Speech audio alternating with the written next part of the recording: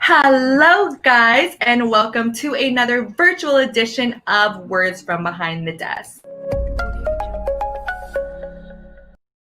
My name is Vakaira Fai, and we are here today because of Arwani Law Firm. Thank you so much, Arwani Law Firm. Guys, I'm crazy excited about today because if you don't know, now you're going to know. Today we had a huge unveiling of a mural that was done on the Arwani Law Firm building in downtown Orlando. And today we have the pleasure and the privilege of speaking with Revel, the man behind the art. But before we get into any of that, guys, please, if this is your first time seeing us, thank you so much for joining us. If you do like our face and if you'd like to see our face again, please make sure you like us, share us, follow us, comment with us, stay in tune with us so we can have some virtual conversation. Today, we have an extraordinary guest, a man that I have forgot but didn't forget, that I've known for so long, and it's just crazy to be back into the space right now to see his artwork on the side of the Arwani Law Firm building. Without further ado, let's go ahead and welcome Revel. Revel has been featured worldwide, from Toyota commercials to the NFL and NBA. I've known Revel for quite a few years now. We used to know each other from back in the day in some spoken word joints, which is just eons ago, but actually not that long ago. Revel, how are you doing? What's up, Kai? I'm good. Today was exciting. It was good to see you too again. So It's crazy, Revel. yeah, It was so dope to see your yeah. work on the side, like bigger. You know what I mean? Like, I feel like when I first saw it, it was on a huge canvas. If you don't know, guys, let me just give a little brief synopsis.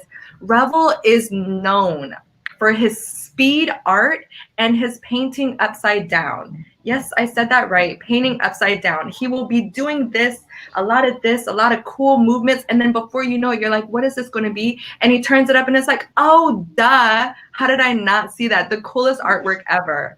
And now it's on the side of the Arwani Law Firm building. Revel, tell me, first off, I know you, but for those of us, or those of they who don't know you, tell us a little bit about yourself. Yeah, so I'm an artist, visual artist. I do live art, I do murals, I do art classes, like anything art related. Like I don't know, I just have a passion for art. And that's kind of how like I got started, was just doing live art, like you just said, about 5 years ago. I was originally a software engineer, believe it or not. What? I Yeah, did yeah, that not was know that. that's how I did really good in high school, and then I was like, I'm gonna be an artist my whole life, and then my mom and dad were like, you're gonna be broke, you're not gonna make it, and I was like, you're right. So I didn't do it. I didn't go to art school, and I was You like, didn't go to art school. no, I went to UCF, and I studied computers, like software engineering. So that's my degree, is computers. So, because I was like, it was kind of creative, I thought, in my head, Mm-hmm. and I could make good money with it. So I graduated 2012, and then I had a good career. I had a salary, my own office and everything. And then Mm-hmm. I was like, what am I doing with my life? Like, this isn't my dream. This isn't like, the money's good. Like, I'm financially stable, but like, I feel like there's more to life than just sitting here and in front of a computer all day. Like, I mean, granted, like some people love that, and there's nothing wrong with that. But for me specifically, just I knew like that wasn't my purpose in life, like my calling. So I started to like, and I was going through a lot in that time in my personal life. So I just started to paint and draw to like kind of vent, and I Mm-hmm. also tell people about like kind of what was happening to me in that time. I guess you could say I had like a spiritual thing that happened to me, like a spiritual awakening, and God came into my life, and that's when I really started to paint, to tell people, to help inspire and encourage people. And then from there, someone asked me to paint live, and I was like, because I started posting my artwork on Instagram, on social Mm-hmm. media, and then somebody asked me to paint live in front of people, and I was like, I had a double take, like, wait, what do you mean? What do you mean paint live? What are we talking about? Like paint like, I've never A heard of that software before. engineer. Yeah, I'm a software engineer. Like when I paint, Like not even my like I make sure nobody's watching me. Like not even my dog's allowed to come in the room. I got little candles lit, you know. So like I can't, I couldn't even think about it. I was like, what are you talking about painting live? But then I just felt like there's something about what she said. I was like, I guess like deep down inside, maybe that is what I want, like called to do. Like maybe there's something about stepping out of your comfort zone that I need to embrace. You know what I mean? So I looked up, I typed in live art. I on Google. Literally, that's what I did. I was like, what is a live artist? What is that? And it was like there was like this guy. He was painting to like music, and then he was throwing paint on the canvas. And in 5 minutes, literally 5 minutes, he flipped upside down, and it was like a finished piece of art. And in my head, I was like, okay, number one, I can't dance. Number two, I can't paint. I can't paint fast. And number three, I definitely can't paint upside down. What? So I was like, what? But then I felt like God was telling me like I've called you to step out of your comfort zone. Like that's where I want you to go, to like a place where you've never been to before, type of thing, you know? So I went to Home, believe it or not, I went to Home Depot because I didn't know where to buy a canvas. You went to Home Depot to I get a went to Home canvas? Depot. I know I'm so stupid. I went to Home Depot. I No, could have gone to Michael's you or should have like Googled it. Hobby Lobby. Yeah, no, I should have Googled. I was like, let me just go to Home Depot real quick and see what they got. So I went in there. They're like, yeah. The guy was like, yeah, we don't have any of that, but we got these big cardboard boxes you could use. I was like, that's a good idea. So I bought like what was it, like 3x3, so 9 cardboard boxes. Mhm. I taped it all together, so it's like a giant box, Yeah. and then I painted that black. So that was my first canvas. That was because I didn't know what to do. So I went to this live event and I'm pushing all these boxes on stage, and people are looking at me like the stage crew is like, what is this guy doing? Like, what's all these boxes? What's up? What is going on? Uh-huh. And I was so nervous. I started painting. I'm like, please, I hope this comes out right. And then when I painted it and I flipped it upside down, it was Jesus. It was for a church event, Mhm. and everybody freaked out, yo. Like it was, and then from that day on, I don't know how I did it, like, but it worked, you know. And Yeah. I was like shaking the whole time. Like I remember his face was kind of like jaggy and stuff because I was shaking. But when I finished it, it was like everybody's jaw dropped, and from there, I started doing a lot of events, and that's kind Mhm. of where I met you. Was Yes. soon after that I met you. Yeah, That is so crazy. yeah, It's such a I'm so sorry. It's such a dope story to know that your background isn't art. It's just something that you demanded of yourself because you felt it yeah, inside of you, right? Like that yeah, is yeah, yeah. so cool. And I feel like when we first met each other, I was in like that same transition, right? Like I was starting to do spoken word. You were doing art in the spoken word. That's kind of where we met because I loved seeing you create like just and I don't know you as a software programmer. I don't know you in that niche, but in this niche over here, man, you are Yeah. truly a calling. It's truly a freaking calling. That Thank is you. so awesome. And now your work, no training, no degrees in art, is on the side of a building. Yeah, How so you transitioned from cardboard boxes to doing huge grandiose murals. How did you kind of transition yeah, into that? yeah. It was a slow process. Like it's like So I started doing, like I said, open mics a lot. And that's kind of where we met because you're also an amazing, like, talented spoken word artist. Like I was blown away. Like when you speak, it's like personal stuff that you've gone through that people can relate to and stuff. I was like, wow. So I did my thing when Mhm. I painted, and then I remember I was so nervous, and I could hear people talking like, "What is he doing?" And then when I flipped out, I remember Moxie went crazy. I remember Moxie, they're like, Yeah, "Oh shoot!" I And then can't believe that. Yeah. yeah, it's funny. Like one of those events that loud, I had this one guy come up to me, like this big dude. I think he was doing like a rap, or he was just there chilling. And he gave me a big hug, and I had just painted Jesus or whatever. And he gives me a hug and he goes, bro. And he's like crying and stuff. I'm like, wow, this is awesome. He goes, bro, that's the best Bob Marley I've ever seen in my entire life. And I was like, yeah, it's the it's not really Bob Marley, but Was it's it cool. It's Jesus? cool, bro. Yeah, yeah, yeah, yeah, yeah. But It's still but it did was to him. yeah, yeah, yeah. But I love Bob Marley, so I was cool with it. But then yeah, that's how I started. Like I started doing more live stuff. I started doing more live events, and then from there it kind of trickled because I feel like the more you get your art out there as an artist, Hmm. that's like the number one like thing to become a successful artist in your industry. People have to see your product. They want to see how it's made. They want to meet the artist. They want to like because you could be the best artist. Like you could be a Picasso, but if you don't know how to market yourself, then it's a waste of time. You're Yeah. not gonna be a successful artist. That's a sad truth.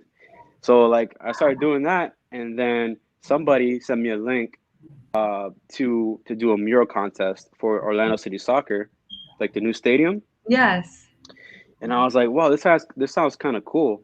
So it was you had to submit your artwork, and then from there they selected four contestants to compete live, and then Wow. whoever won that got to do it. So I was selected. I was one of the four artists that was selected, and we did a live mural, like on a 6 by 8 or something like that, like wooden panel. Uh-huh. And yeah, I ended up winning. That And is then from there, I did my first mural, and then I did it right after that. I started doing murals. I did a mural for the with the food bank place over there off of Michigan. I mm-hmm. forgot what it's called. Orlando Food Bank or something like that. But I did a mural behind there with like a little kid holding a bowl of food, like feed me type of thing. And Mm, like that's what I wanted to do with my art was like I wanted the mural to show like a message through it, kind of mm, how I did the last one I just did for United Abolitionists. But mhm. that's how I started was just like getting my art out there, and then slowly but surely it's like the transition kind of happened by itself. Like I didn't try to be a mural artist. It was just like opportunities that started to present themselves from, Right. just marketing and getting out there and That's so cool. stuff And like then that. you worked on this with United Abolitionists.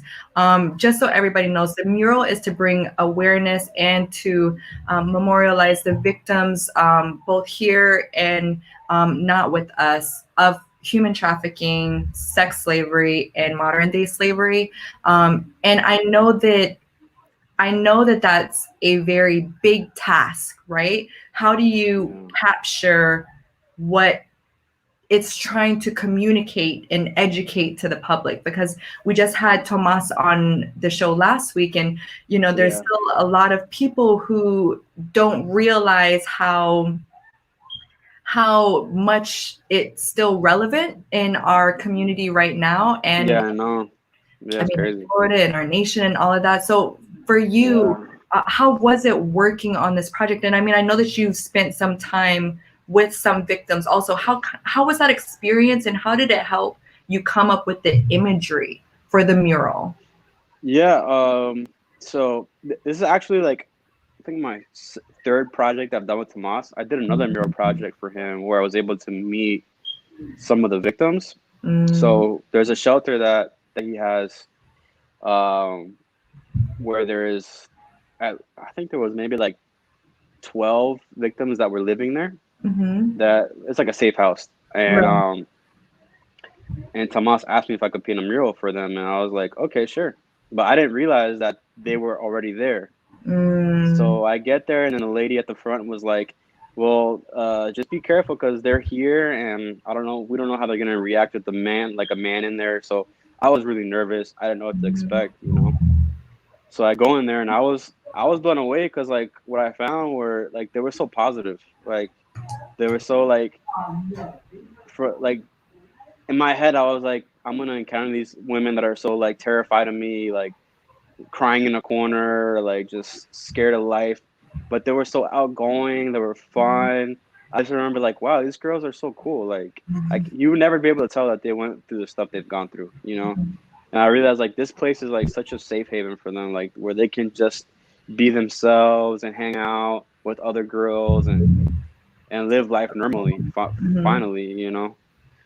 So it was encouraging to see that. And then like the mural that I had designed originally was like I just my mindset is like I don't want to paint something that shows bondage because they already know what that's like. You know what I mean? Like they don't need to see that. Like I'd rather them see what's ahead of what's in the future for them. Like I want something that uplifts, that brings hope. You know. So that's why I try to when I do murals for Tomas, like that's what I want. Like I try to design it to show like breaking free, like freedom. Like I love painting like birds because it represents freedom. Right. And Yeah. then I love painting like the profile of the woman's face, like looking up or looking towards something, like towards looking ahead. So like the wind blowing and stuff like that. I love motion in my art. So when I saw the way they were, like it really inspired me for this project as well. Like just to see the positive energy that they had was Right. amazing. Yeah. Man, that's got to Yeah. be so it's amazing what it is that you've created, and I know everybody has to be dying to see the art.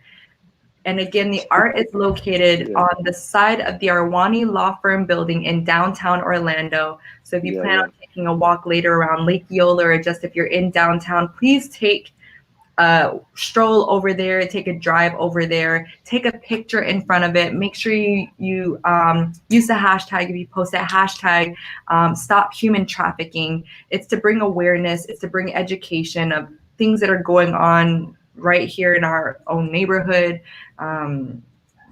It's for us, for the community here in Orlando. I know that it had to be a long process to paint on the side of the building during COVID and September, which is the hurricane season. How was it like painting that Miserable. mural? Miserable. Horrible. Yeah, it rained Miserable. like every day. Like it It took me did. it took like twice as long as it usually would take because I would have to stop painting like after 2 hours. Like I'd get there, it's like literally like not a cloud in sight, and then within like 2 hours it's pouring, raining. You know how it is. It's crazy. Yes, I do. It's a mess. But Jeez. it was interesting because like downtown, like I realized that because I've been downtown, I go downtown a lot, but lately I think I think it's because of COVID. There's a lot more activity, like as far as like the transit community. Mm-hmm. I noticed a lot more, Mm-hmm. and like I was getting stopped every like 10 minutes, like, and it was just it was cool though because I got to like meet and talk to because I like to meet and talk to them and buy them food sometimes. And then I started talking to this guy. His name is Corey, and me and him, we like he even came to the event today. Actually, he was Oh, there. really? He was the guy that you remember when you first came up to me. He was the guy next to me. Yeah, Yeah, he was. so cool. Yeah. So he wanted to help out and be a part. So I was like, yeah, come through, man. So it was cool to like encourage them and uplift, pray with them, Mm-hmm. uplift them, and yeah, so cool like that I'm able to use my art to not only uplift victims but also the community. I think it's special, It's I an think that that, awesome that goes opportunity. to that goes to show you that it's definitely you're in the right vein. You know what I mean? Yeah, Like yeah, this yeah, is your calling. This is it doesn't matter if you have the degree. You know what I mean? Like yeah, it's from in here, and I think it shows yeah, tremendously through your work. Guys, again, the side of the Arwani Law Firm building in downtown Orlando, you have to go see this mural. It is incredible. It is inspiring. It is Emily's hope, which is the hope of all of the victims of human trafficking. I was talking to one of the victims today, and she was saying that she was supposed to be speaking today, and the mural is Emily's hope, and she has found hope within getting out and moving forward, but there's still times that she still feels hopeless. Like recently, right now, she wasn't in the mojo to give a speech on hope. And I was telling her that I think that speaks volumes, right? Because it's not a mural that's just supposed to be set there and forgotten. And there's that Emily's Hope, that's for, you know, stopping human trafficking. No, it's to bring awareness, and it's for a continual strides, like a continual walk together of educating more people, looking for signs of possibilities of somebody being it's just it's time to stop it. And I think that her words spoke volume for her not feeling as much hope as she did maybe 2 or 3 months ago. And at this time where she's giving a speech to, you know, a parking lot full of people about hope, it goes to show you that we're all still in our discovery of hope. Like, hope is like an ongoing thing, and we have to like make sure that it continues to keep going. If not, it just becomes forgotten. And if it becomes forgotten, that's not the goal, right? Yeah, exactly. It's crazy. Yeah. I wanted to ask you also, because we do have an artist, you know, what do you think about the art industry, and where do you think it's going? Because we're in a whole different ballgame right now.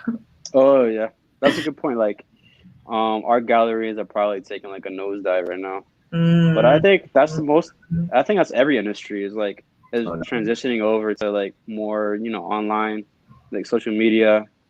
So in the future, I really see it being like, I don't know. I just see art being like interactive, like more interactive, like online, in the sense of like people posting their art more, like the process, like the big artists right now on YouTube, like the most successful artists, they kind of showcase their process. They talk about it. They talk about their art.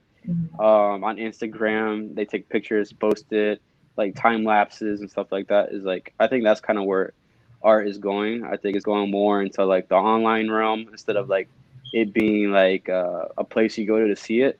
Yeah. It's gonna be more like you could just maybe even one day, who knows, like with VR or something, you could just walk into a gallery with your headset and just look at art, like you know, pieces like famous artwork or whatever. I don't know. Who knows? But yeah, I love it too. I think that's where it's going though, for the most part, I would say. I don't know. Man, that's so cool. Guys, if you are looking at all for a piece of work that you would like commissioned, or if you just want to purchase some extremely dope art by somebody who is doing things in the community that maybe you can't do because you're too busy, but is bringing awareness, please make sure you visit revelartist.com, which is scrolling at the bottom of the screen. Revel, man, it's been such a journey, right? It's so incredible to see your work. It's so incredible to see your journey. It's so incredible to be a part of your journey. I appreciate you. I thank you. I know everybody in Orlando is thanking you also for putting some dope art downtown. We're trying to figure out how to get the art community in corporate America to just mesh. And I think that you're doing an incredible job at doing that. You too, Vikai. What you're doing now is definitely helping. Thank you, Revel. Guys, we appreciate you, Revel. I appreciate you being here today. Again, if you are looking for art, if you are looking for commission pieces, if you're looking for something to be drawn upside down and then flipped over and then to be blown away, visit revelartist.com. This is the man behind the art. Again, the art is Emily's Hope, which is in downtown Orlando on the Arwani Law Firm building. If you do not know where that is, just go to your phone, go to Maps, and do Arwani Law Firm.